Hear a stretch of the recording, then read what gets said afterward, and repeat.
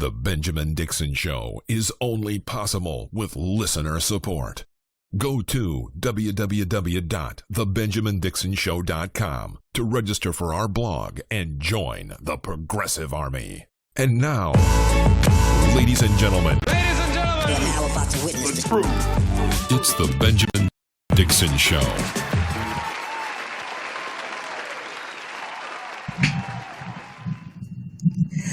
Good evening, everyone. Welcome to the Benjamin Dixon Show. I am not Benjamin Dixon, in case you didn't notice. If you didn't notice, you might be a racist, so you probably voted for Trump. Right, Nick? Benjamin Dixon? Something like that.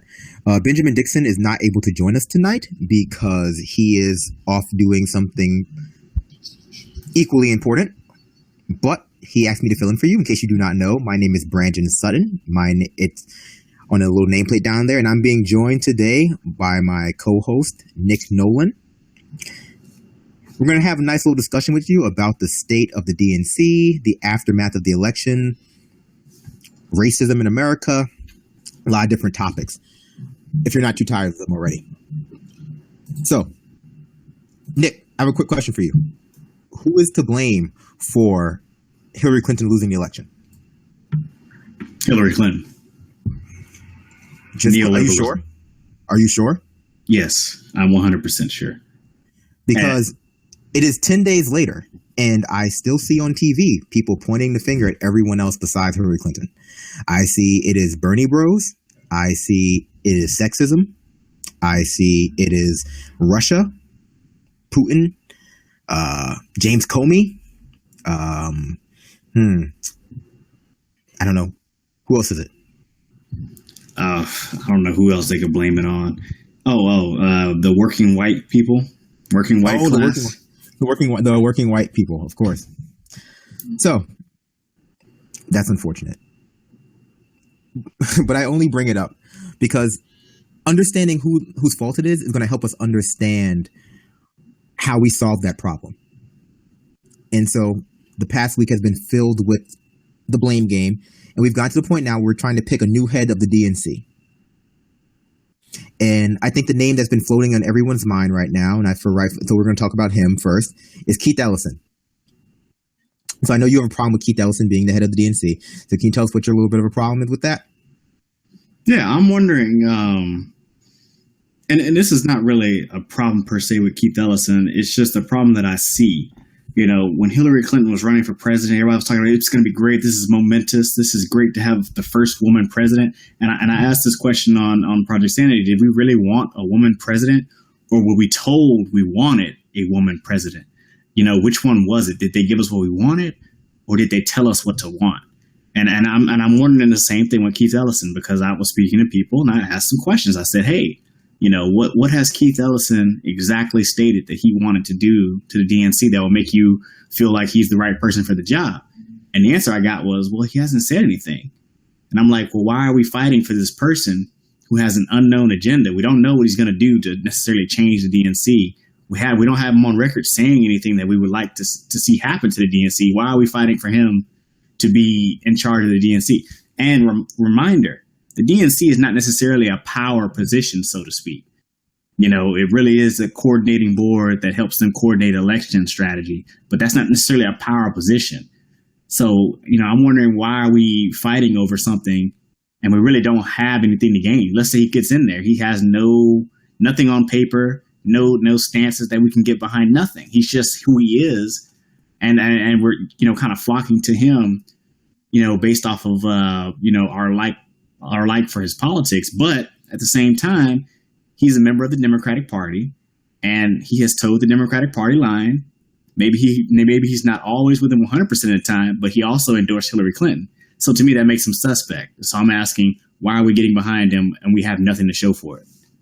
Well, okay. So I think a lot of people are falling under the either or category in terms of this. So like they're saying, well, we support Keith Ellison, or we go form another third party somewhere, and that solves the problem. From my perspective, at least with this, he's better. And this is not the lesser to evil politics, or maybe it actually is.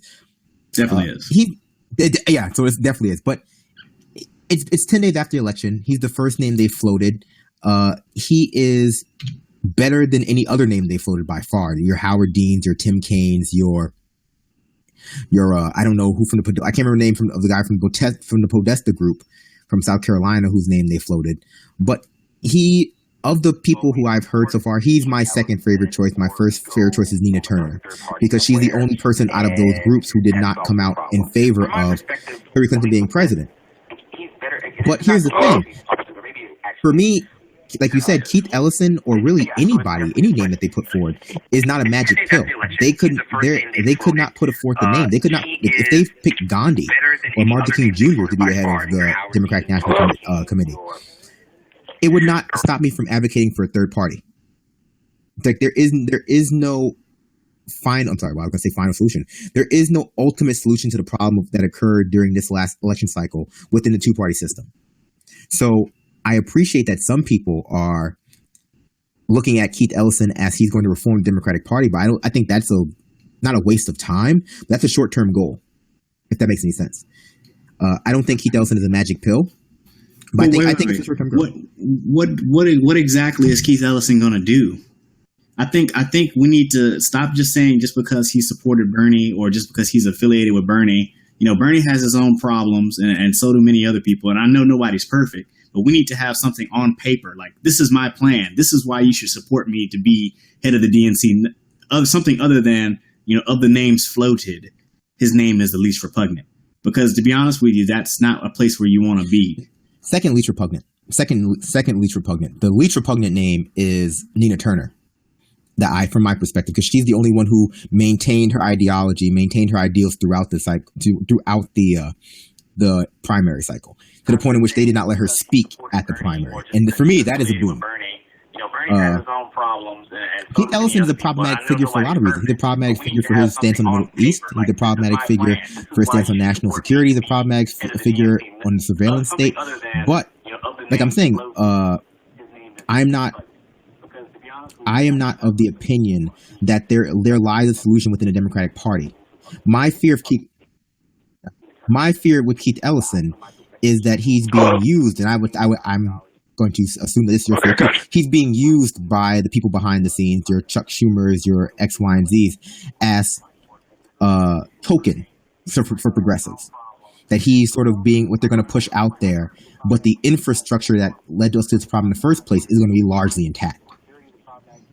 And so even if Keith Ellison is perfect, let's say, the infrastructure that he's working within will cripple him and eventually corrupt what he's going to try to do. Do we know where that echo is coming from? People in the chat are complaining about the echo there.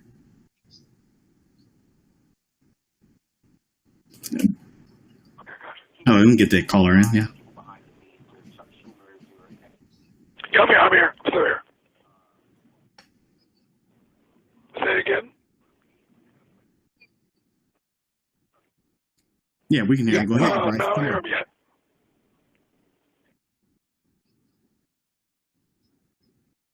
Oh, okay. My question for them is, do you believe that a market crash is going to happen during the Trump administration, and how would that affect things in terms of policy?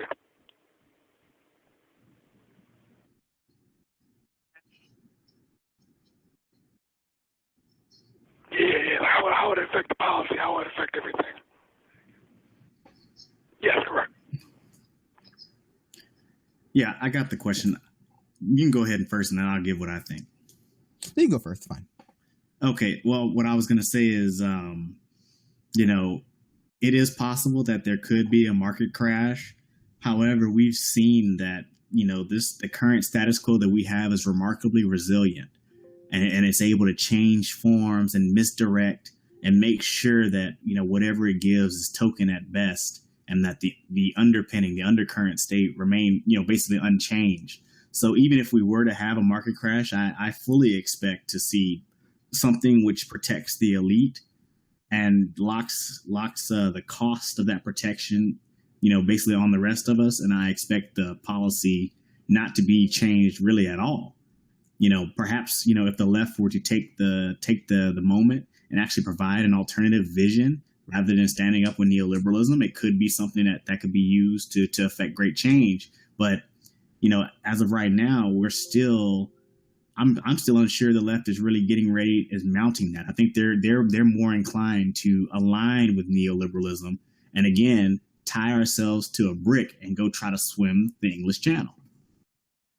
Yeah, so I want to address the idea of a market crash.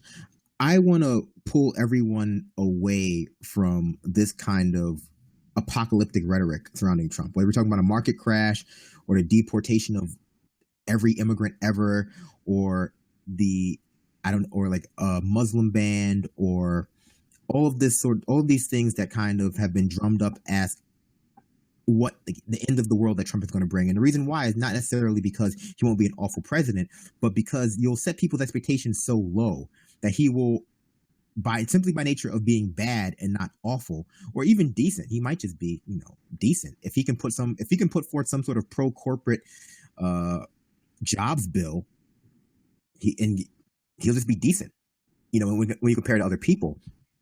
So the lower our standards are, the easier it is for him to exceed them, if that makes sense. Does that make sense, Nick?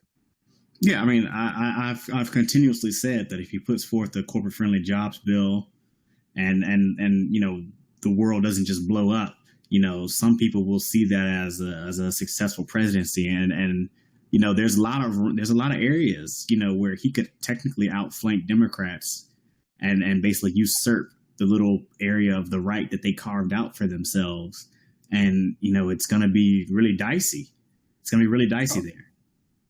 Absolutely. And you bring up the Democrats. So I've seen a lot of people, especially as they float names like Tim Kaine for president in 2020. I think he shut that down and said he's not going to run.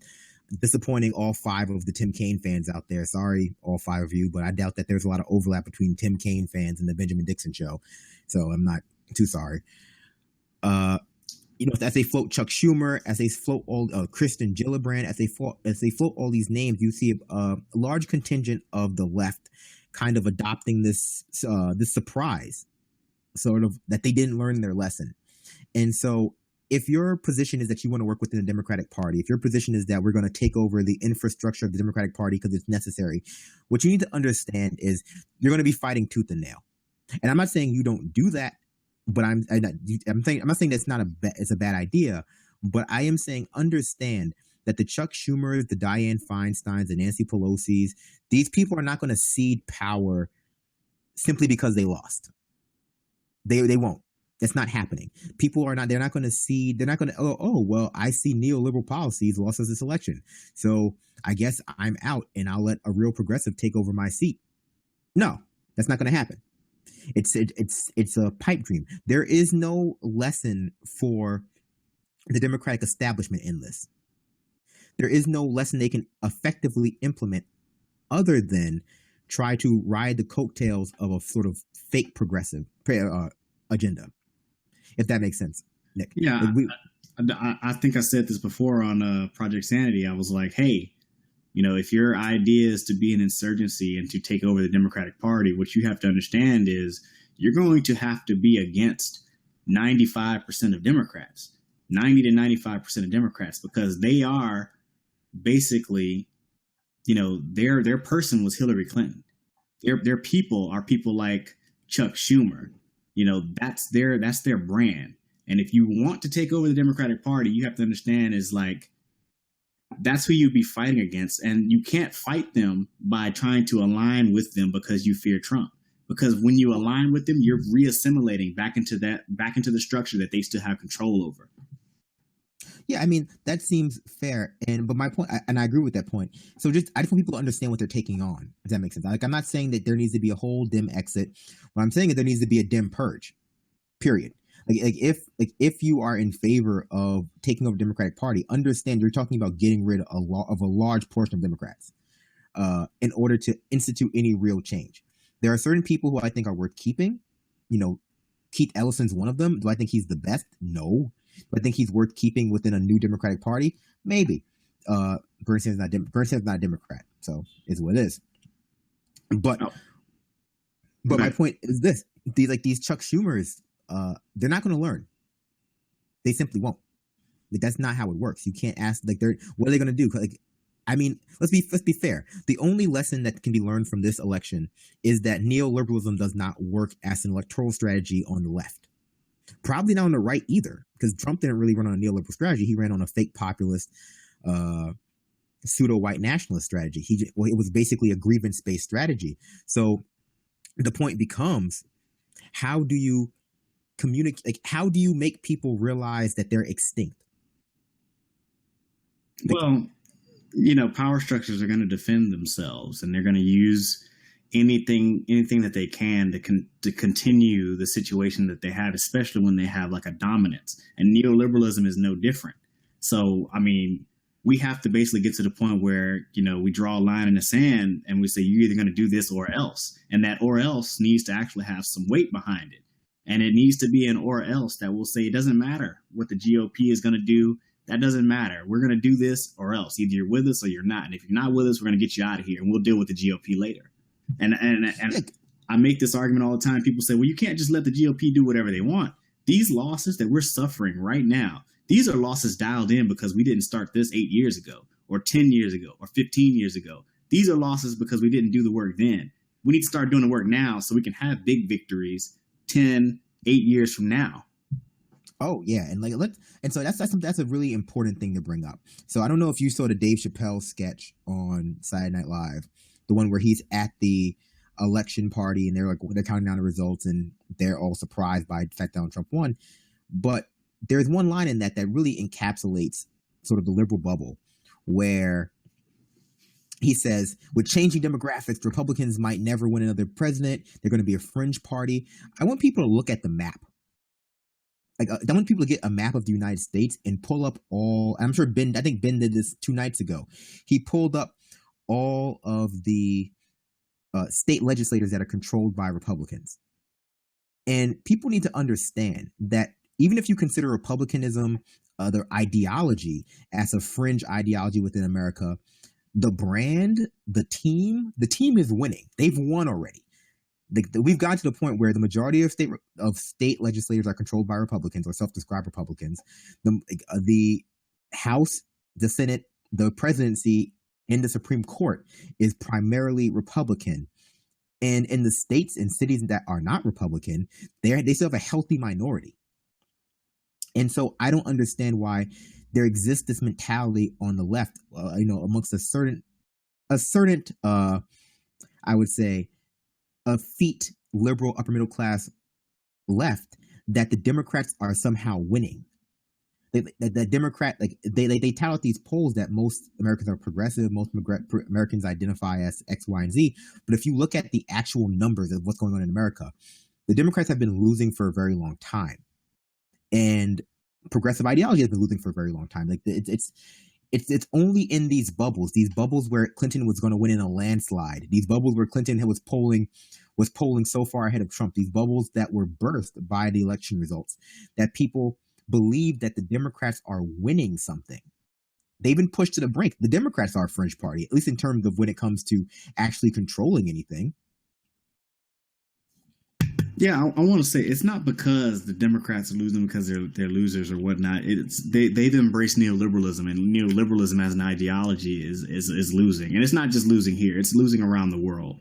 So, everybody will make an argument that we took over the Democratic Party. I will make the argument that no, the people have never really had control of the Democratic Party. What we won were concessions. We won some concessions, but as soon as we let up the gas, and said, okay, this is good. As soon as we let up the pressure on them, they went back and did exactly, what they're going to do. And now we're worse off in some respects than we were when we started.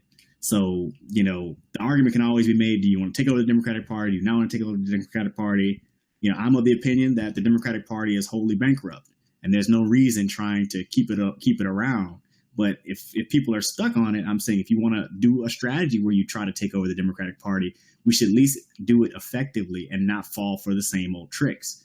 And I think right now, Bernie Sanders, for all the great good he's done, he's being used by the party to escape criticism. He's going to be the face of the party, and they're going to keep on doing the same thing that they've been doing, and that's unacceptable. We need to basically stick a gun to their head, not literally, but figuratively, and say, you're going to do this or you're done.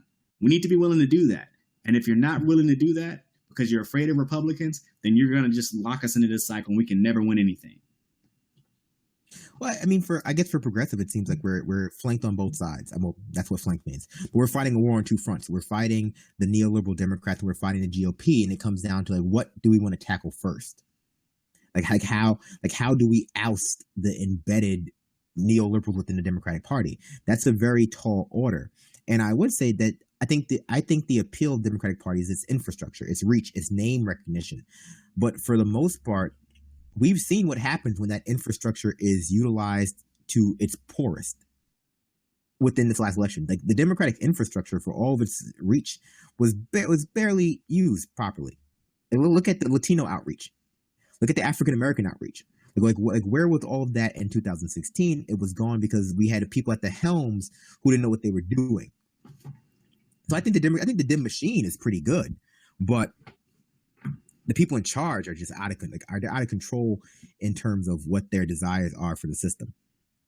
I mean, all I know is the Democratic Party has name recognition that's not necessarily negative to 50% of the population, but the other 50% is a very toxic name recognition.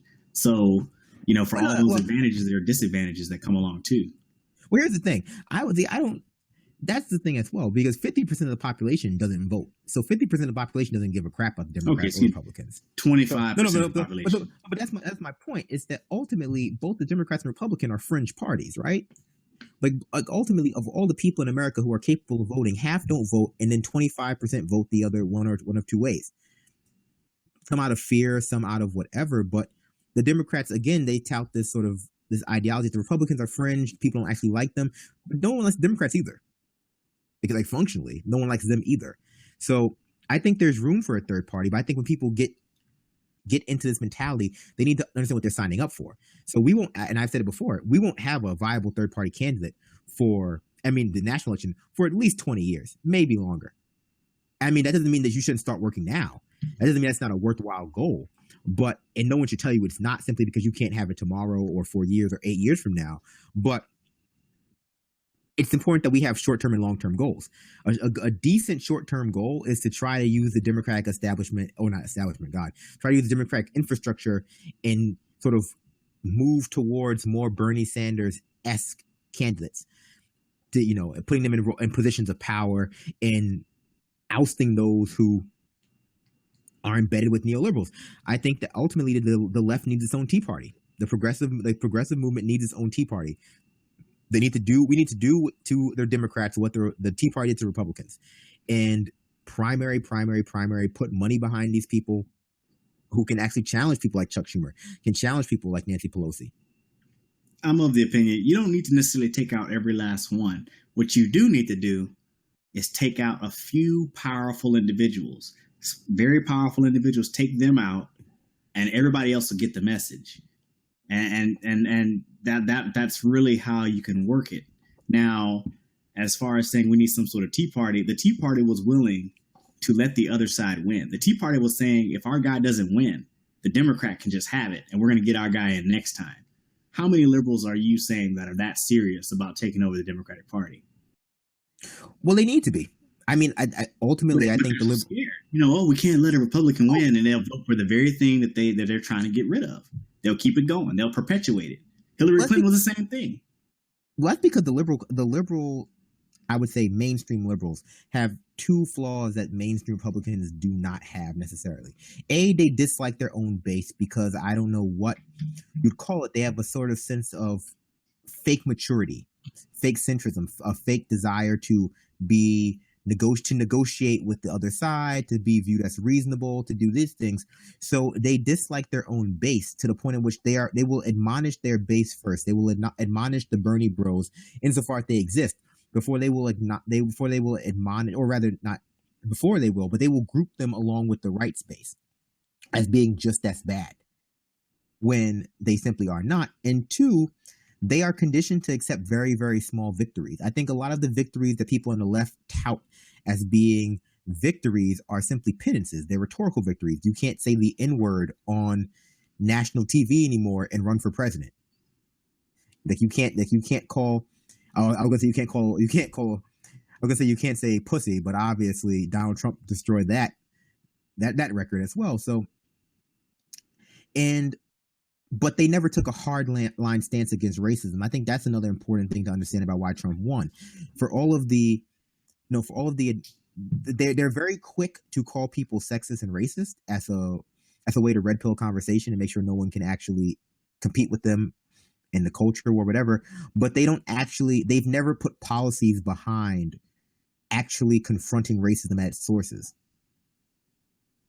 They never put in terms of the Clintons, they actually, fomented a lot of highly racist policy, for political gain, so they don't have the moral high ground on any of that stuff. The Democrats having the moral high ground on social issues, that's a new thing. That's something that they came around to for certain sections, aka the LGBT community, and in some respects, somewhat the Latino community. That's about it. They didn't even have that. We're not too far away from that massive crime bill that they implemented. We're not too far away from cutting welfare, which disproportionately affected people of color. Not just black people. Black people are the worst off, but everybody of color. So this idea that Democrats have the moral high ground, and that's not even talking about foreign policy. So, even their social progress that they want to trot out there as if their main accomplishment is riddled with holes. And it all comes down to, them wanting to give a facade of change to a certain section of people, just enough to hold election and nothing more. And some people do see through it. And I want to talk about Bill and Hillary Clinton specifically because everybody makes it seem as though there wasn't a lot of left criticism and opposition to them back in the 90s. And I think, somebody made a point that they were on Yvette Carnell's show, the guy who wrote the book Super Predator. Bill Clinton's use and abuse of black people. And he talks about, a lot of people opposed the Clintons, when they were in the presidency and they were passing this awful policy. But when we get that re-imaged history, all that's never told, and they make it seem like the 90s were this great time and that we weren't, experiencing problems with the Democratic Party even back then. So we have to just keep that in mind when we're dealing with the Democratic Party and understand that if you change a face, it doesn't mean you've changed the pipes. You haven't changed the structure. You just changed the fixture. That's true. So like I said, I don't think there's a solution within the Democratic Party to the problem that we're facing as a nation. I don't think there's a solution within a two-party system. And I think that anyone who thinks that any candidate, regardless of how bulletproof their resume is, and I'm not saying, and I don't think that Keith Ellison's record is bulletproof. I don't think that Bernie Sanders' record is bulletproof. I don't think that Tulsi Gabbard's record is bulletproof. I don't think that Nia Turner's record is bulletproof when it comes to being 100% on point with progressive values as we describe them, because no one's perfect. But so my position is this: there is no perfect solution within the two-party system for this. There is it just doesn't exist, because ultimately what you get is what we see now, which is a degradation of both parties into the same on a vast majority of issues, and then rhetorically different on very few. And as you put it very eloquently, the past 2-3 Democratic presidents have not been great on social issues. They've just been great on moving their mouths the correct way. They've been great on saying the right things. They've been really good at pandering. But we've reached a point now where there's enough information out there, there's enough counter narratives, there's enough evidence that's readily available that it's very hard to trick people. It was very hard for the Clintons to trick. It was very hard for Hillary Clinton to trick millennials. It was very hard for her to trick the Latino community who had to live on. I want to break in there. No, it wasn't too hard for her to trick millennials. I don't believe that. I believe that there are plenty of people out there that believe in the Democratic Party as this left-wing source. And when you start bringing up real questions about our society, about what we would like to see, they don't even understand what you're talking about. One example, I said, well, maybe we shouldn't let the market decide, what the prices of homes are and where people live. And when I said that, the first thing that people were saying was, what do you mean? What are you talking about? Yeah, the market is the best thing ever, blah, blah, blah. And these are Democrats. And then they say, well, what's your solution? And I was like, well, first, you need to recognize that there's a problem. Don't just ask me for a simple solution. because you don't even understand that there's even a question. You haven't even questioned what exists. You're not even ready for an answer, even if I had one ready made for you. So, I mean, we have to get there first. Thanks, Morpheus. That was very insightful. That was a very insightful non-answer. But no, I agree with you. I think that could fall in two-part system too. People are unable to think outside of certain boxes that have been constructed. If you have both parties saying you can't have single-payer health care and there's no viable alternative, it seems as though you can't have single-payer health care. It becomes reality when functionally it's just people not thinking outside of the box created for them. But guess what though? You know, on top of that, let's say I have an understanding that somebody else doesn't have of a particular issue. That doesn't mean the person that doesn't have my understanding is stupid.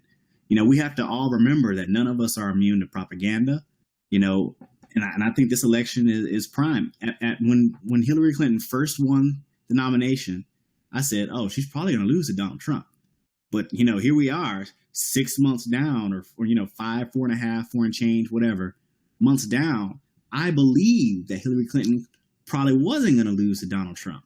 How did that happen? It was because I was around so much media that basically they created a situation where I believed in their bullshit. And then right after the election was over, I said, "Oh, she lost." I was like, see, I should have went with my first mind because I saw this a long time ago. But nobody's immune to propaganda. Nobody's immune to that subtle manipulation of expectations. Well, don't blame yourself. I think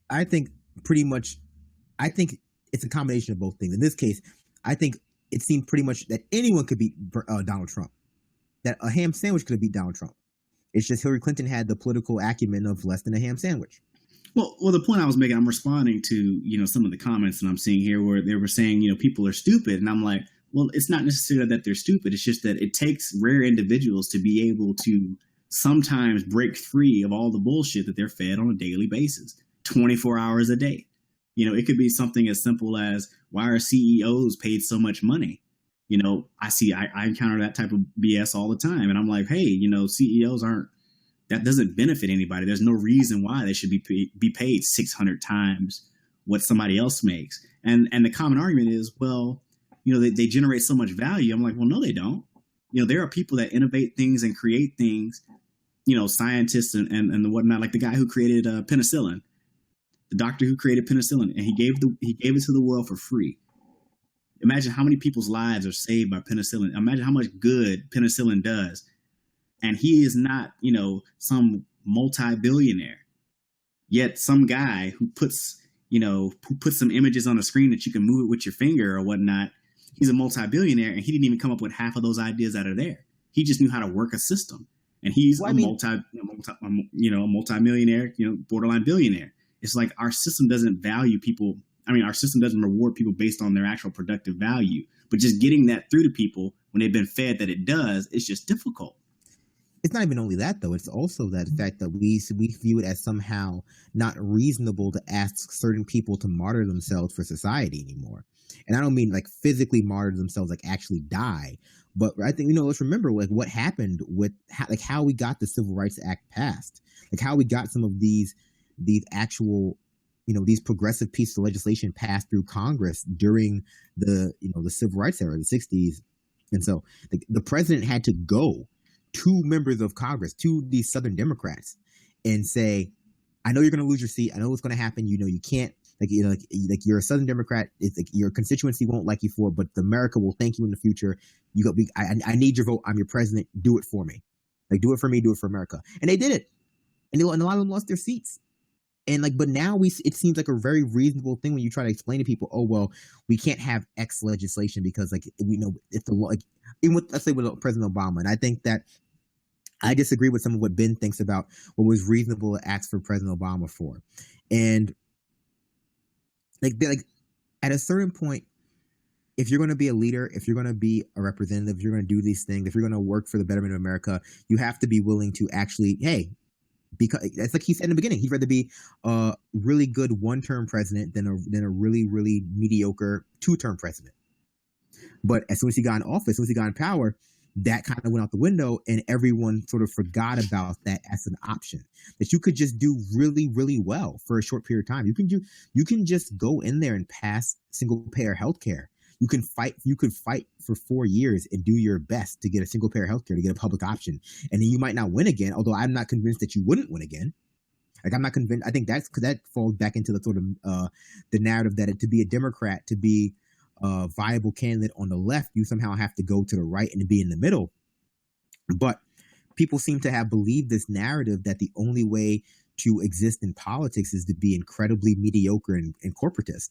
And I just disagree with that on its face, because we've seen some of the best legislation passed when people have been willing to give up their seats. People have been willing to just, sacrifice themselves, fall on their swords, fall on their belief, simply to get things passed. And hold on. I do agree that may have happened for the Southern Democrats in the Civil Rights Act. However, what I will say, there are other areas where, they wouldn't lose their seat. We're at a situation now where the majoritarian sentiment on a lot of issues is not being responded to by our political system. So to say that, if you put a single payer healthcare system in, you would lose your seat is not correct. It's likely that you would retain the seat. It's likely the Democrats, if they actually did have like a New Deal like agenda, that they would actually gain more power, not less, especially if they produced something. And this goes back to Barack Obama's first term when they had that supermajority. Everybody says, well, in 2010, they lost all those seats all across the nation because, Democratic Party voters just don't turn out during midterms. That's not correct. To buy that narrative says that there is no feedback between performance of a politician, performance of a regime, performance of an administration, and the voters the next election. We know there is a feedback. People look at that. They saw what he did. He didn't do very well, and they judged him on it and voted against him because of that. That's what happens. The same thing. Barack Obama's presidency is full 8 years. All of that, all of the criticisms about that administration fell on Hillary Clinton. When she said she was going to continue his administration's policies, those criticisms fell to her, and it cost her being able to win this election. See, I don't disagree with you, and I think that's my point was not that he would have actually lost a second term presidency. And my point is not that they would have still lost the Senate majority had they passed single payer, had they forced things through, had they called in all the favors to get, let's say the cap lift on Social Security to get single payer health care. My point is that they would not have lost them. That wouldn't have occurred. But even if they would have, they should have still done it. That's not a reasonable argument against it. Is what was my point. It's not a reasonable argument to me to tell me that the reason you didn't do your best, or the reason you didn't advocate and pull out all the stops to get something passed, was simply because you felt that it was more important for you to be in office for 8 years than it was for you to get anything of note done. I'm a decent enough fan of Obamacare. I think that it's all right. It's decent. But again, it's like a lot of people said, it's half the loaf, a quarter of the loaf, really. And no one had any inclination. No one had any desire to go for the full loaf. They were just, okay, well, it's a handout to the insurance companies, but it's what it is. But my larger point was, we have to start expecting more from our politicians. And for a large portion of our country, it seems very reasonable to not expect our politicians to do anything if it might cost them their seats.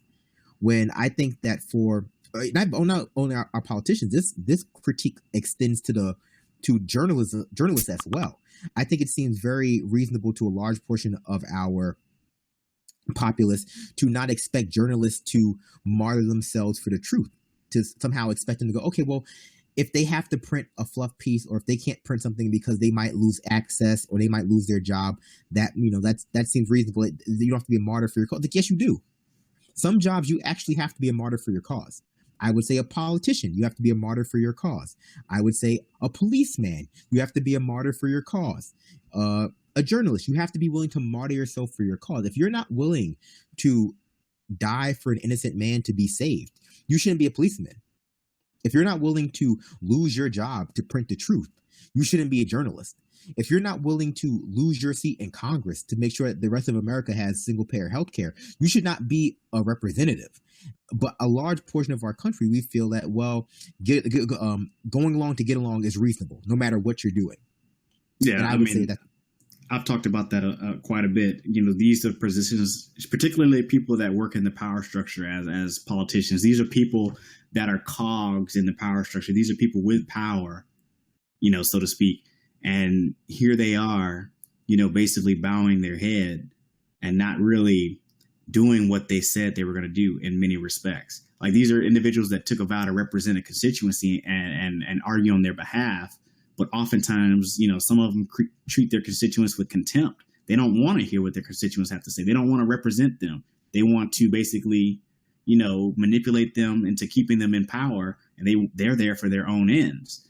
And that's horrible. It's horrible. And in the same token, you have individuals like Bernie Sanders who believes in certain things, but instead of trying to fight for those things and possibly theoretically losing or not being popular or something along those lines, they would rather bow their head and get along and try to see what they can get out of it rather than fight for the full thing. And I've spoken about this plenty of times. We have to have politicians that say, look, is the party important? Is my own individual interest important? Or am I here to do what the constituents sent me here to do? And so far, we've seen many leaders and many politicians where the party seems to be the first loyalty and their constituents may come third or fourth or fifth. So, no, I absolutely agree. And I think I fall a little bit closer to the middle than you do, I think, on this when it comes to the Bernies and the Keith Ellisons and Elizabeth Warrens. So I agree that I think that a big part of politics is knowing what hill to die on. I think you need to go far enough I think you need to advocate for exactly what you want, for more than you want, so that if you're forced to fall, at some point along the way, you get at least half of what you want. The Democrats are notoriously bad at negotiating either on purpose or by accident. I don't pretend to know, but they're notoriously bad at getting what they want.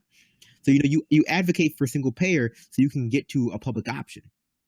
Like, you advocate for the progressive ideal so you can get to a moderate left or even a centrist idea.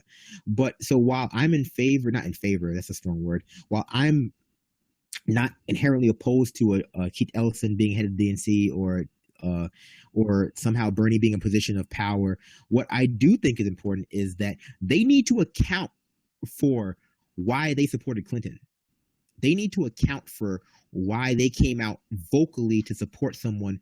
And then upon it being shown that she was colluding or rigging, or they were putting their finger on the scale, or whatever you want to call, whatever word game you want to play with what occurred between the DNC, the media, and the Clinton campaign, why they didn't immediately withdraw that support. Like, why were they still so comfortable supporting her even after it was shown to be it'd be farcical? And for me, and this is where we agree, simply telling me you were afraid of Trump is not a good reason, because that shows me you're a bad leader. You being motivated by your fears as a leader is not attractive to me in a way that I would consider you to be a viable candidate, because as you said, it shows that when push comes to shove, when you're put up against a enemy that you think is very frightening, you will back away. You will back down because you feel that if you lose, you'll lose something inherently. Yeah, and look, I don't blame each individual person, if that's their stance, if they're going to back down when things get tough.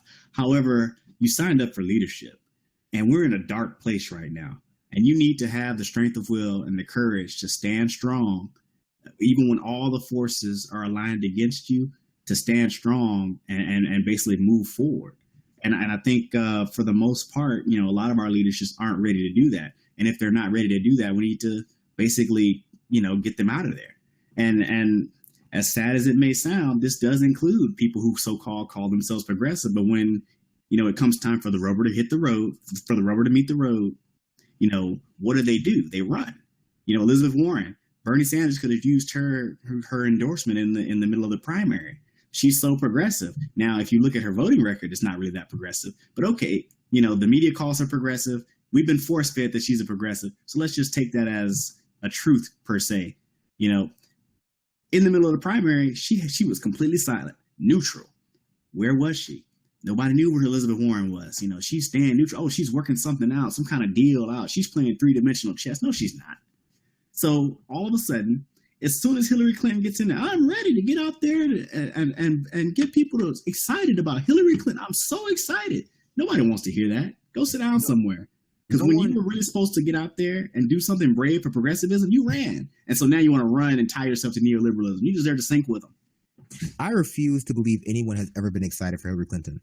I think that every picture I saw of someone cheering for her was photoshopped. I think that David Brock is just really good at Photoshop, and that they need to Pokemon go away, all of them, because they are. It's again. I don't know if it's hubris though. Like I don't know if it's hubris so much as it is what can you actually do. I will tell you this, and I've said it before, and I'll say it again. I do feel bad for working class white voters. I feel bad for them because they've been homogenized as this group of Trump voters that have no legitimate grievances with the system simply because they're not a person of color or a woman. Because let's be honest, when we talk about working class white voters, they're indexing the fact that they're all male, but there are plenty of working class white female voters. There are plenty of working class black voters. There are plenty of working class white voters who are progressive in every other way on social issues, who simply are facing the realities of the neoliberal economy. And there are plenty of them who didn't necessarily vote for Trump. And they have been homogenized and scapegoated perhaps more than any other group after this election as the inherent racist. Like there's something inherently racist about the working class white voter. And I know I feel awkward coming out and saying that, and that all I feel bad for white people, working class white people, and not Muslims and not females. And although again, working class white people includes women, obviously, although you'll never hear that when not saying I feel bad for black people, but I feel bad for the Rust Belt white people who Clinton didn't even visit. We should talk about that. We should talk about Clinton's ground game and how weak it was compared to Trump's ground game, at least in terms of actually getting out there and holding rallies. Yeah, I mean, I think at a certain point, Hillary Clinton decided that it was best not to actually be out there campaigning, but to be at, high dollar fundraisers with noise machines, so nobody could hear what she was saying. No one likes Clinton. Every time she spoke, and I know this is a Jimmy Dore thing, but he's right. Every time she spoke, people liked her less. So I don't know if actually going out to the Rust Belt states would have helped. Hello? But I mean, at least you should try. I mean, You hear me? look, bottom line is we need leaders that are not going to toe the line just to get along with people. Like that is number one. That has to stop. Oh, let's go ahead and answer that. Let's answer the call. Let's get a caller. Yeah, Who's can you hear me? calling? Yeah, I just wanted to say that this whole thing with them making Bernie Sanders a leadership position of outreach, it just goes to show that this is one of the reasons they didn't support him. By the way, this is Scotty from Columbus, Ohio. Like, they decided to give him a fake position that didn't even exist. The whole sheeple theory, like they're just using to herd people back into the Democratic Party.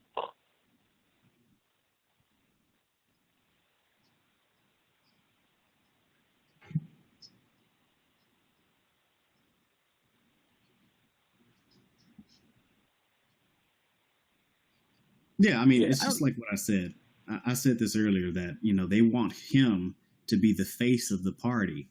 They want him to basically cloak it in some sort of new brand. But the real position of power, the minority leader of the Senate, was given to Chuck Schumer, which is Wall Street.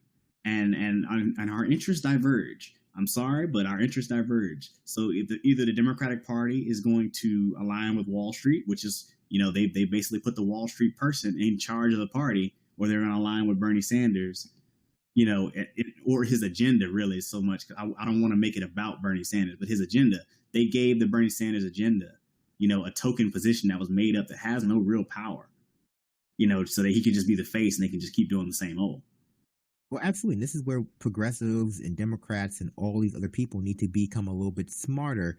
But I would agree with what Nick said earlier about the drop off in voters for Democrats being indicative of them getting smarter, being indicative of them, actually understanding what the Democratic Party is about and not simply an issue of outreach. It's like Elizabeth Warren said in a speech, obviously too late, that it's not an issue of messaging. It's not an issue of outreach. It's not an issue of infrastructure. It's an issue of, or at least not only, it's an issue of ideology. They just don't have an ideology that is motivating people to vote for them. And at the end of the day, if you aren't offering anything different than the Republican Party, In fact, you're offering, in some ways, you're offering something worse than the Republican Party. You're offering the status quo, and Donald Trump was offering, if nothing else, but change. You're going to see your votes drop off, and in a lot of ways, what's been going on in the DNC in the aftermath of the election, whether it's blaming sexism, whether it's blaming Bernie, they're still blaming Bernie, and that's sad because he really leveraged a lot of his, I would say, a lot of his street cred. A lot of people who supported Bernie in the past and who have supported him in the future are not going to support him now simply because of what occurred at the DNC. And they're still blaming him. And it's unfortunate. But at the end of the day, I'm sorry. It becomes Democrats. They think we're stupid. Like ultimately, they think we're stupid because they're pulling the same game that they pulled. Like it's a cloak. I guess you said it's a cloak. Like they think the Democrats think we're stupid. They think that the drop off was something other than people becoming hip to their game. And yeah, I mean, I'll agree with that. Let me ask you this. I still keep hearing people talk about, well, this time we're going to hold them accountable. It's like, what does that look like? What does holding them accountable look like? What does it look like to you? no one was ever going to hold Hillary Clinton accountable. I don't even understand, at least not in any meaningful way. So for me, holding someone accountable is to literally hold them to account for what they did, with the hopes of changing that behavior in the future, or rather with the intention of changing that behavior in the future, not the hopes, the intention. So for example, if I'm going to hold someone accountable for something, say if I hold my employee accountable for skipping work, there's the implication that I will fire him if he keeps doing it. If I hold my child accountable for not doing his chores, I will punish him. If I hold X, Y, there is the sense that there is an or else. So when people were talking about holding Clinton accountable for what she did, holding her feet to the fire, making sure that when she was bombing the Middle East, they were going to hold her to account, what they really meant was they were going to whine. I think that's what they really meant. They meant that, the progressive, quote unquote, progressive news outlets, they were going to inform people, whine for 4 years, or whine for 3.5 years. And then when the Republicans put forth Ted Cruz in 2020, they were going to champion her cause again and pretend like nothing occurred in the past. But nothing occurred in the past 3 years because we have another worse candidate. So I never believed anyone was going to hold her accountable. I didn't vote for Hillary Clinton because I knew I couldn't hold her accountable. And also here's the thing. And this is, we have another guest coming on with us. We have Adair Schmidt, and after I make this point, I'm going to bring him in. I'm sorry, Adair, you've been saying quite nicely.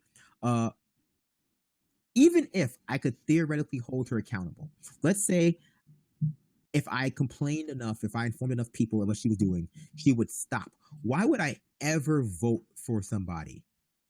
Why would I ever actively lend my voice, my democratic power, let them represent me, if not only after I vote for them, I have to literally watch them like a hawk and harass them for 20 hours, spend 20 hours of my week educating myself on what they've done and harass them in order to get them to stop. Because ultimately, let's be honest, like if someone told you that you should marry them because they'd be good for you, like, they make a good wife, a good husband, a good either or both. I don't know how you would explain it properly. But if you didn't watch them every day, if you didn't go through their emails, if you didn't track their phone records, if you didn't spy on them, they were going to cheat on you if you're, unless you're non-monogamous, whatever. Let's not get into it. You wouldn't marry that person. You simply wouldn't. And so why would I ever voluntarily get into a relationship with a politician where they will only represent me? They will only do what I say. They will only be what I want them to be if I'm forced to watch them constantly. And people make the false dichotomy, the false comparison to Bernie Sanders with her. So they would say, well, even if we voted for Bernie Sanders, that we would still have to hold his feet to the fire. We'd have to watch him. We'd have to, stay informed. There's a difference there. And the difference is this. If we believe everything Bernie said, and there's no reason to disbelieve Bernie about his particular, he's been very honest about what he stood for. And I have no reason to disbelieve stands for supporting Hillary Clinton, that he would not have done a very progressive, a decently progressive agenda, a New Deal Democrat type agenda. If the difference is this, That's not holding someone's feet to the fire. What that is that is giving someone popular support so they can resist the temptation of falling, or they can resist moneyed support. They can resist special interest groups. That's not holding someone's feet to the fire. That's supporting representative. That's supporting your leader. There was no accountability for Clinton. And I think that everyone who heard that argument understood that. Or rather, not everyone, but a good portion of people, voters, understood that if you vote for her, if you lend your voice to that, if you cross that boundary, if you violate whatever moral red line that you had that kept you from voting her in, there was no going back. There was no stopping her from doing anything that she wanted in your name. And I think for a lot of, and sorry, I've been going on for a long time. I spoke to a friend of mine, a 21-year-old who's going to vote in his first election. Because he couldn't vote for Obama last time, and he said very clearly, he was like, I'm not voting simply because I don't want my first election to be like this. Like, I don't want, and obviously I think, why don't you vote for Jill Stein or Gary Johnson well, not Gary Johnson, why don't you vote for Jill Stein? And he gave me one of the two party like BS answers. And I was like, okay, fine. But I mean, I think it's a reasonable argument. It's like, if I'm going to vote in my first election, why would I vote for a candidate of either party who violates my moral red lines and there's nothing I'll be able to do about it? Why will I vote for my own violation? Well, let's bring Adair in real quick. What do you got to say there? Just real quick, because the conversation has been a lot about holding someone's feet to the fire, but I want to say this. I think you're looking at it differently than at least I would in this case. I think Hillary Clinton's feet were held to the fire, because the way you hold someone's feet to the fire if they're a politician is simply by not voting for them. People didn't vote for her. Trump was holding her accountable. That vote for Trump is the vote to hold Hillary accountable by most of the American populace. To your point earlier, though, about feeling bad for white people, I for doggone sure don't. I don't feel bad for white people. White people are the only demographic group that Trump won, and the only demographic group that, based on his social policies, have nothing really to fear. His economic policies, that's a whole different ballgame, but even then, you see a much more drastic effect on minority communities. But the Rust Belt voters who voted for him are going to be the ones he hurts the most.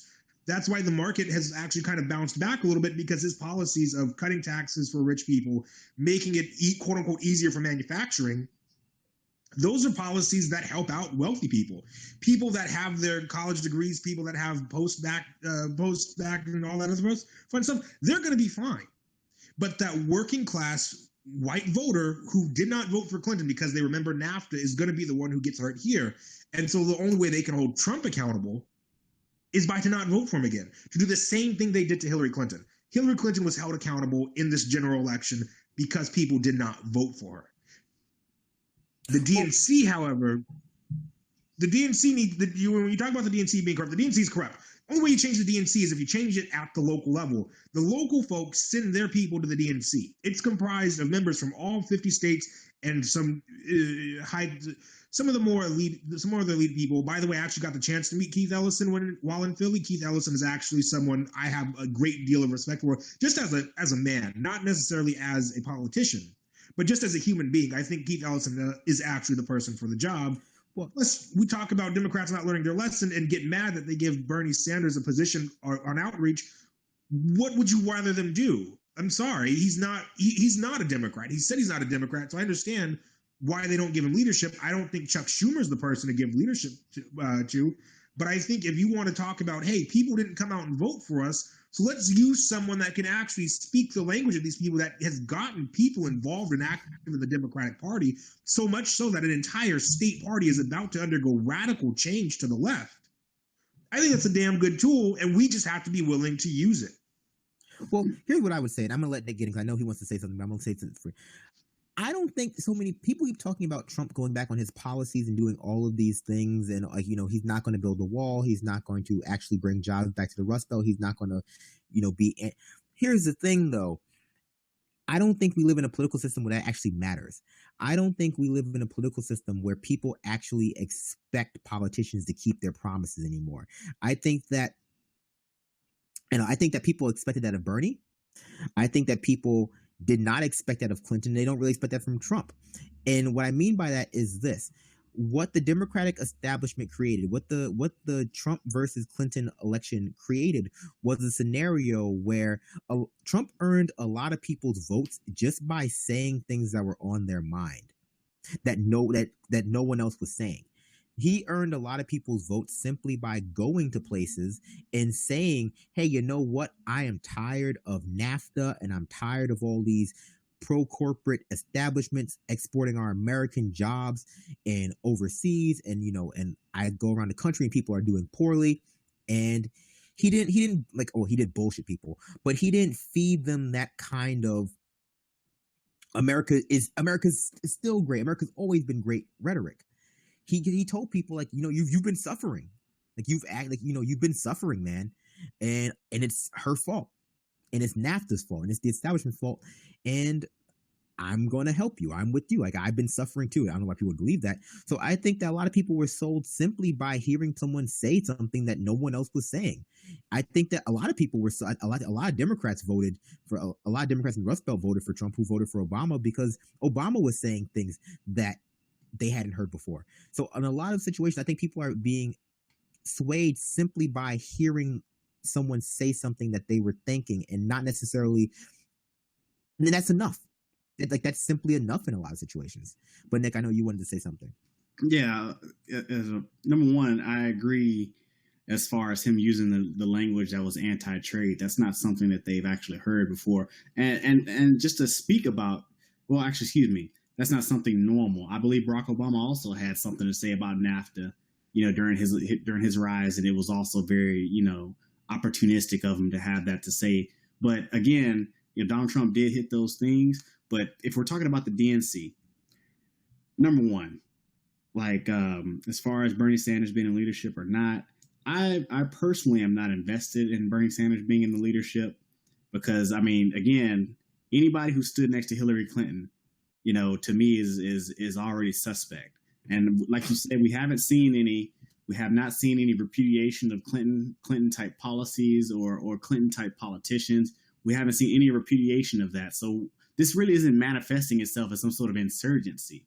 It really is just like, the new wave of Democrats coming in, and they're going to be basically, cold or kind of like fall in line with the Democrats that are already there. And you can't say they aren't, because a lot of these, Bernie-crats or whatnot, they were all caping for Hillary Clinton during the primary. During the actual election season. I was looking at a lot of their pages, and that's when I stopped supporting a lot of them.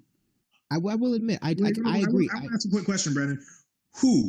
What new Democrats are you talking about coming in just being the same people? What meetings are you going to where these are the people you're running into? Because these are not the meetings that I'm attending. These are not the Young Democrats meetings before, where maybe 10 people showed up especially in a rural county, to now where there's 70, 80 people, so much so that they're actually leaving rooms. These aren't the folks that are coming in. These folks that are coming into these meetings, at the very least here in Washington State, are not these typical, okay, I'm fine with these policies Democrats. These are people coming in and saying, nope, the only way to enact change is to be the one who shows up.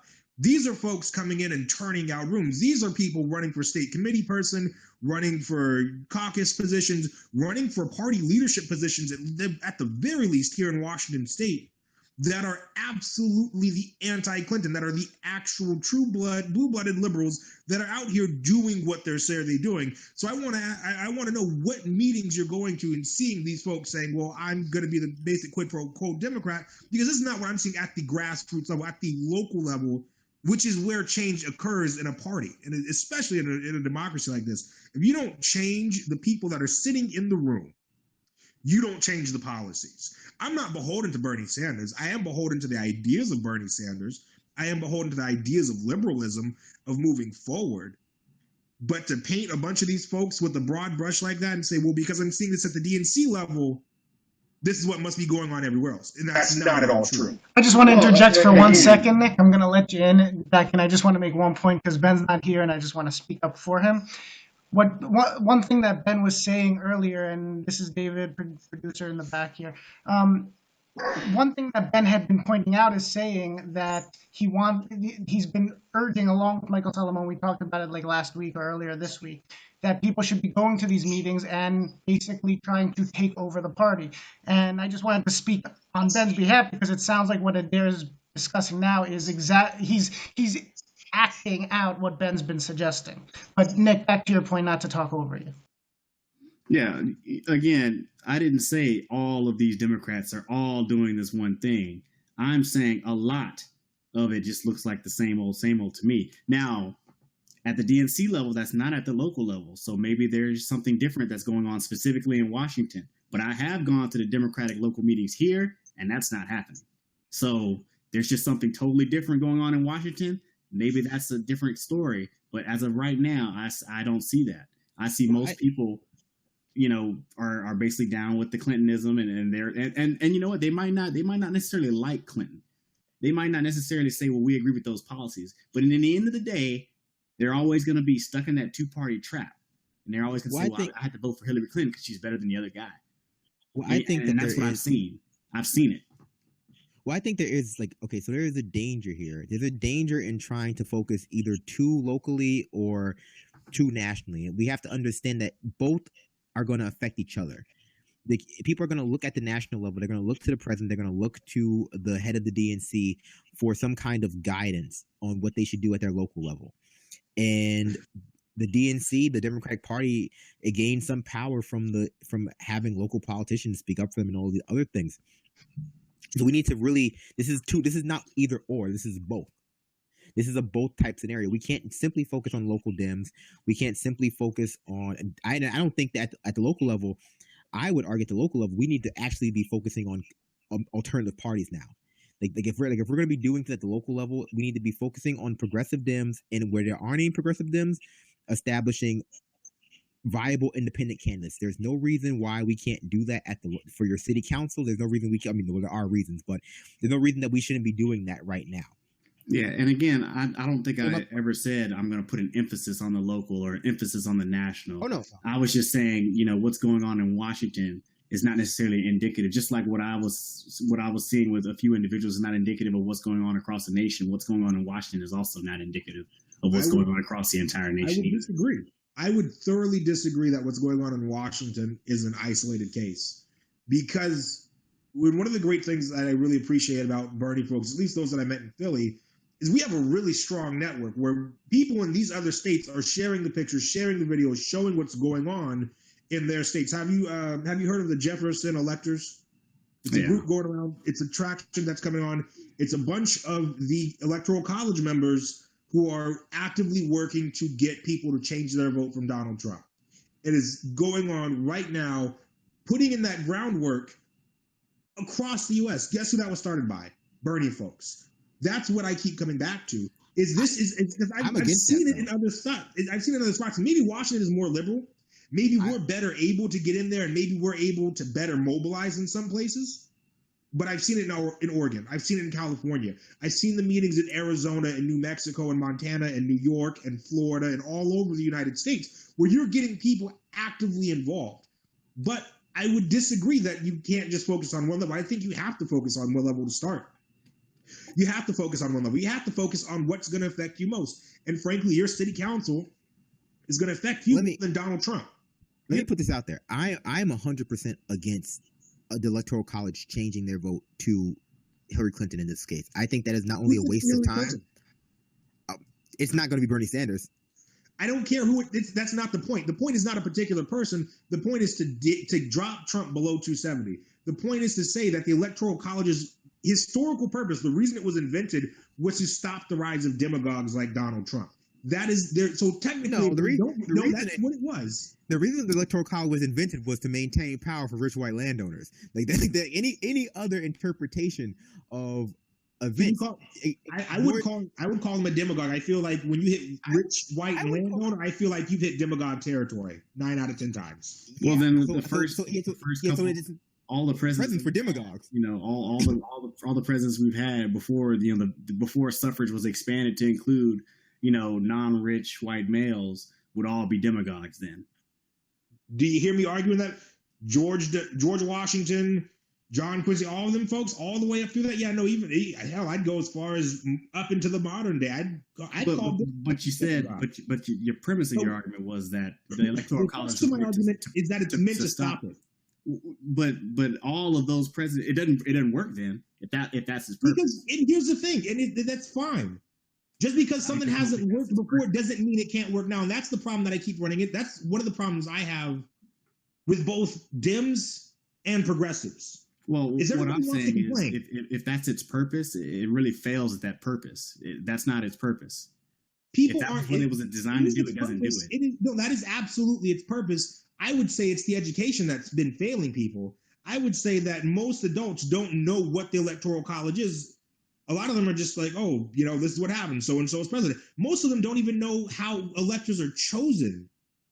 I mean, I ran for elector for Washington State, for goodness sake. All you got to do is show up.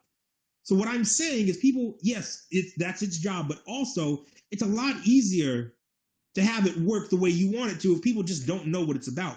But I have this issue with hearing Dems and liberals constantly want to get at each other's throat, constantly want to say, well, why don't you do this, what libs, or why don't you do this, Dems? But neither of them actually doing anything about it. There's got to be action. I just want to reiterate. I agree. We have to be active, and we have to we have to have, not only short-term goals, but midterm goals and long-term goals. And we gotta stop thinking. We gotta stop focusing. We gotta stop missing the forest for the trees. We have to stop missing the trees for the forest, if that makes sense. We have to actually focus our efforts. And I don't think that there's any. Here's what I'm gonna say. So for the people who are saying Dem exit, that is great. Go be the people who are starting a third party. Go do those people. For the people who are saying I'm going to work within the Democratic Party, good. Be those people. But here's the thing: do not cajole people who are doing one or the other. Understand that we need people doing both. We don't need all hands on deck making sure that Ellison or Warren is the head of the Democratic National Convention, the DNC. We don't need all hands on deck making sure that we have a viable third party in a local council race in X, Y, and Z. I mean, ideally you can do both, but this is about understanding this is a multi-front war. Progressivism is a multi-front war, and we have to start making the case to normalize progressive ideas within the mainstream media and also within mainstream society, because that's one of the biggest hurdles. People talk about the mainstreaming of white nationalism with Trump, but the Democratic Party has done such a poor job of normalizing the policies of Democrats, of traditional Democrats. They very rarely mention FDR. Like how often did Clinton mention FDR during the primary? No, I mean Bernie did. If you go back to the Clintons' time, or Democrats right before Clinton, even as far back as Dukakis, a lot of articles were saying that before Clinton rose, when he really rose to power, he rose because they put the old legacy of FDR, they put that behind them, and that's kind of what chronicled their rise. So you're not going to hear them talk about things like FDR. That's just not what your typical neoliberal is going to do today. And what I would argue is we have to remember that if the New Deal was really as successful as we say it is, we wouldn't be dealing with the same struggle right now today. Yeah. The New Deal had some failings, and those failings were that it left many things in place that allowed the power structure to come back and grab back all those gains. So, I think we should be thinking about how to do better than the New Deal, move further such that they can't just come back and easily reverse it all. Well, my whole thing is that the New Deal only failed insofar that we had a series of presidents who did not continue to expand it. Because to be honest, the New Deal didn't end with the New Deal. It became the Great Society. Is that right? Yeah, it became the Great Society. And then suddenly everything was rolled back. And we see that with a lot of things. We see that when we talk about the Civil Rights Act, we talk about the Voting Rights Act. Ever since the 1960s and 70s, every little social program we've had, from Social Security to welfare to Planned Parenthood, has been rolled back under these neoliberal presidents. So okay. I don't know if we can ever have not infrastructure, but a plan or politics or any kind of policy that is impossible to ever roll back if the people in charge want to roll them back. But my point is that we need to do a better job as progressives, as liberals, as whoever we want to ascribe, whatever idea we want to ascribe to ourselves, to make the argument for these policies. And right now, with the most damning problem with the Democrats is that they don't make a good case for being on the left. Well, they don't make a left-wing case at all. They don't make a left-wing case. They make a platitude case. Yeah, and on top of that, okay, so here's what I want to say about the New Deal. You know, first off, yes, it was racially implemented and things of that nature, but ultimately, you know, like I said, when I was speaking to Benjamin Studebaker, we were talking about systems and institutions, and institutions are only as good as their ability to resist corruption and stagnation. So obviously, the New Deal wasn't very. The institutions that comprised the New Deal were not very well thought out if they were unable to resist corruption and stagnation, and I guess because of that, degradation. So we have to look and see where it failed and make it better and move beyond that. Also, we have to adapt it for the new challenges that this world today face. There may not be enough jobs for everyone to have to work to survive. So those are things that we have to face in today's world. So we have to actually pull back that stuff and then reconfigure it, make it better, and also apply it to new problems that we face today that they didn't have back then, such as surplus labor. Well, you want to deal with surplus labor. I mean, again, I've been a fan of a universal basic income for pretty much ever, but that's my opinion on things. Universal basic income, universal health care, universal education. Let people do what they want to do. Let them do what they find fulfilling. Your worth as a human being should not be what you contribute to the labor force. But again, how do you accomplish that? What kind of policies, what kind of institutions do you have to put in place to accomplish that? And then on top of that, how do you keep it that way and keep it from being clawed back? Those are the questions. Those are the questions. But we can.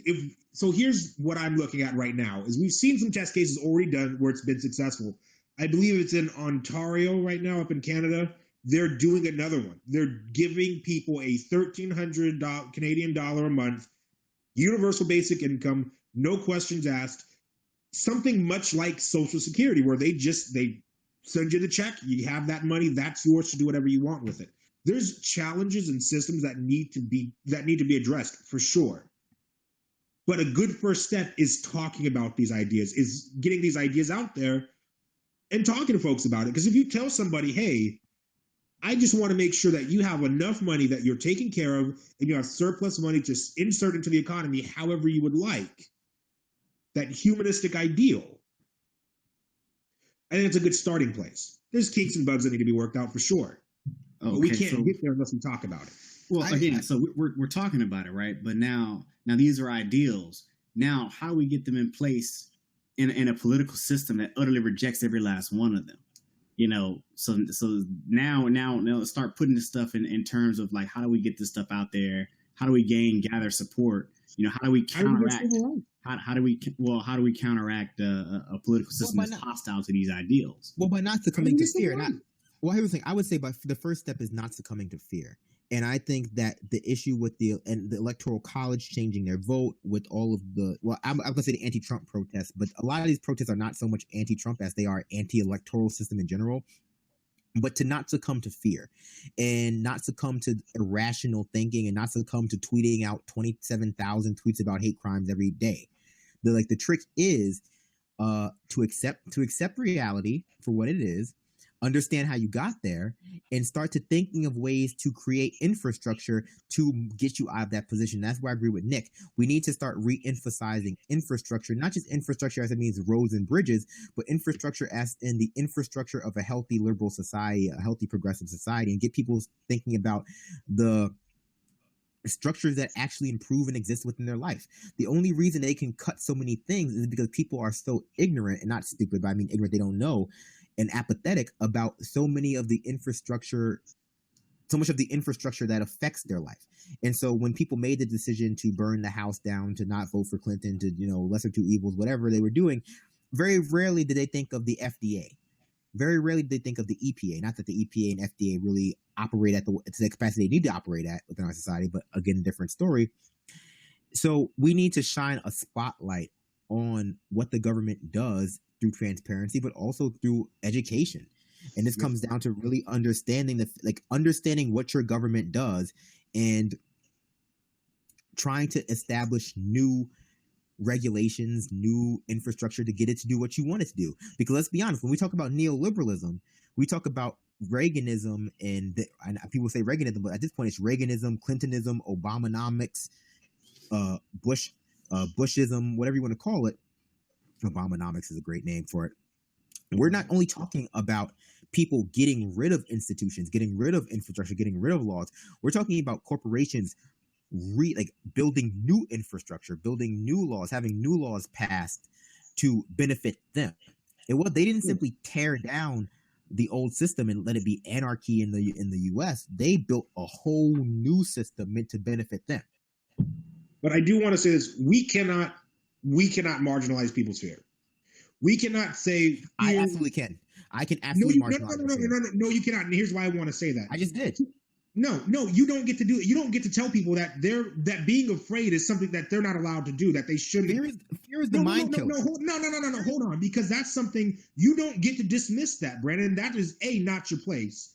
B, not cool, because this stuff is actually happening to real people. Just because it's not you, in the town I live in, just 10 miles south, someone the day after the Trump presidency, make America white again. One of my friends walking down the street has had people try to run him over and, get out of my country. It's Trump's America. This fear is lived with. This fear is absolutely okay. What is not okay is becoming apathetic due to fear. What is not okay is to run from it. What we must do is confront it as we see it, but do not tell people that fear is not justified, that fear in this case is not acceptable. Fear is very much acceptable. You're afraid? I got it. That's fine. I think the reaction to Trump, not by people who have experienced actual hate crimes, but by the vast majority of people who are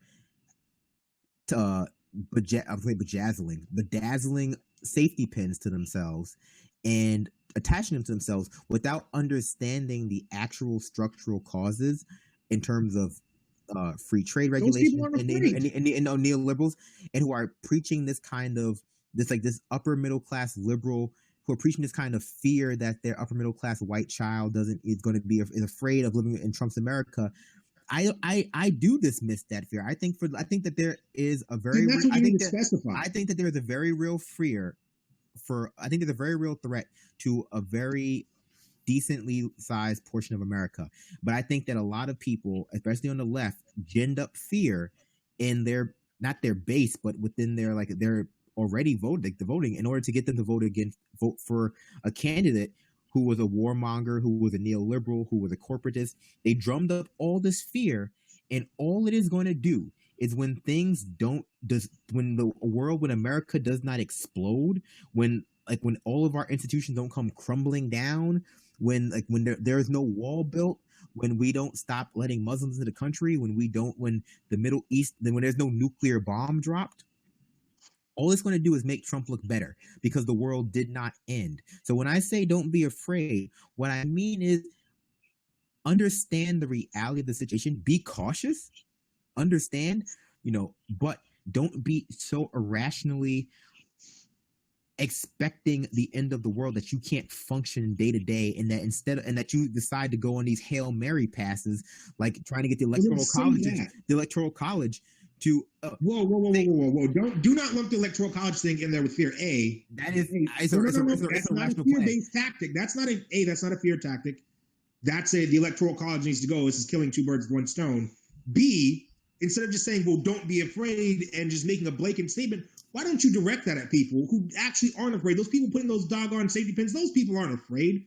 You want to wear a safety pin? How about instead of wearing a safety pin, let your friends that are actually in danger of hate crimes know, hey, if you need me, if you need help, I'm right here. I'm not going to come in and step on any toes. You tell me if there's anything I can do for you, and I'll be there to help. I've got friends out here that I've told I will walk with you to the grocery store if you need. Okay, so if fear, yeah, exactly. It's like that really awful movie said, danger is real, but fear is a choice. And so I'm going to leave you on that. Okay, so final closing statements. Yes, that was the tagline for After Earth, starring Will Smith and directed by M. Night Shyamalan. So what I will say is this. You can be afraid, but you can't let it paralyze you. Don't be scared, homie.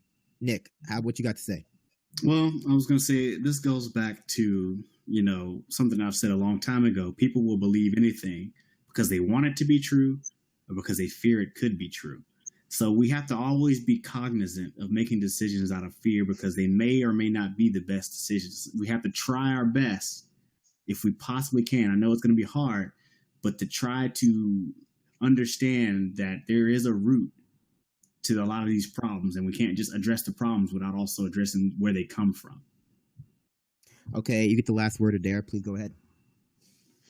For those of you at home who have privileged people like myself that are men, that are large body people, for those of you that are white that can do that kind of shooting, be good to your neighbors. Because there's people out there that are dealing with real fears of physical violence. It has happened to them already.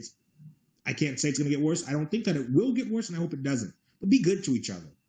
And if there's someone that you know that could use your help, why don't you, instead of wearing a safety pin, get up and do something? Wear 2 safety pins. This has been the Benjamin Dixon Show. My name is Brandon Sutton. You can find me on Twitter at PrettyBadLefty. Yes, in politics, you can catch Ben this Sunday with me and Anoa Changa on Politics and Grits. Oh, yes. Not only Ben and Anoa and Brandon, but also David Grossman, our producer. It has been wonderful filling in for Ben. I'm sorry I couldn't do it. I could never replace him, but it has been wonderful trying. Have a good night, everyone. Remember to like, subscribe, and share if you enjoyed the content. The Benjamin Dixon Show is only possible with listener support. Go to www.thebenjamindixonshow.com to register for our blog, join the Progressive Army, and support The Benjamin Dixon Show. It's Ben Dixon! If you like this episode, be sure to share, like, and subscribe.